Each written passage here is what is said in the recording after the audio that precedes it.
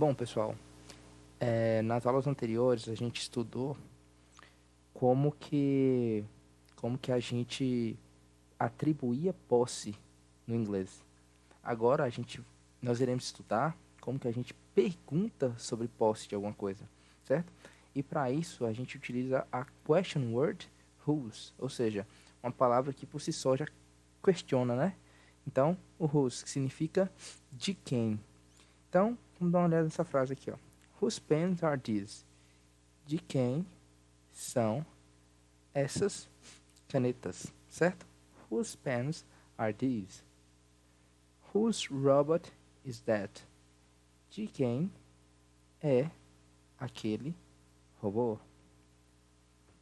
Bom, pessoal, quando a gente vai criar uma frase no português, a gente vai perguntar sobre a posse de alguma coisa, a gente segue a seguinte estrutura: de quem é aquele carro?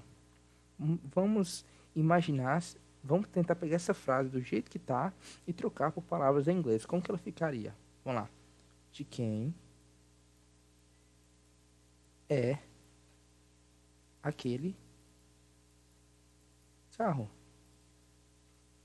Bom, você olha para essa frase e fala assim, bom, tá tudo certinho, né? De quem é aquele carro?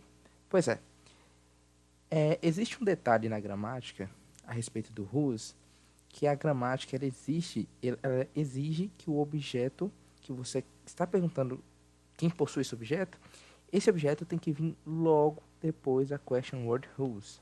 Ou seja, você teria que pegar o objeto e colocar aqui.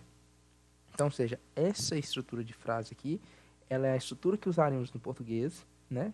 A mesma sequência, mas não é o que é correto em inglês. Então, o jeito certo de perguntar aqui seria whose car is that? Certo? Então, de quem é aquele carro?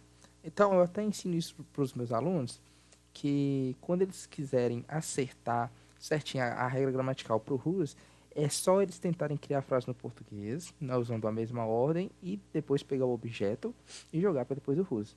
Então, pessoal, a gente não pode esquecer isso, porque isso é regra gramatical, é whose mais o substantivo, né? O whose, logo o objeto. Então, vamos ver outros exemplos aqui, ó. De quem é aquele carro? De quem eles são pais? De quem são aquelas canetas? Igual o exemplo anterior que a gente viu.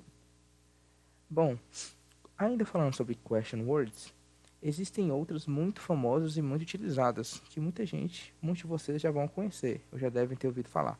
Que no caso é o what, certo? What significa o que, qual. How significa como, às vezes pode significar até quão. Who significa quem. Where significa onde, certo? Então, aqui está uma lista de question words. E aí você se pergunta, cadê o whose que a gente acabou de ver? Por que que ele não está incluso nessa tabela aí? Bom, é muito simples. Porque o whose, ele não segue o mesmo esquema gramatical que essas outras question words, apesar de ser uma question word. Então, olha para você ver, o que que a gente tem aqui logo depois dessas palavras? Nós temos verbos, né? Então, nós não temos um substantivo. Então, é só por isso que não temos a whose inserido nessa tabela. Isso é para vocês enxergarem que ela trabalha de uma forma diferente. Então, vamos ver essas frases aqui. What is your name? Qual é seu nome? How are you? Como está você? Who is Bob? Quem é Bob? Where is my jacket? Onde está a minha jaqueta? E logo na próxima tabela, isoladinha aí, né? A gente tem o whose. Por quê? Porque ele exige um substantivo ao invés de um verbo. Certinho?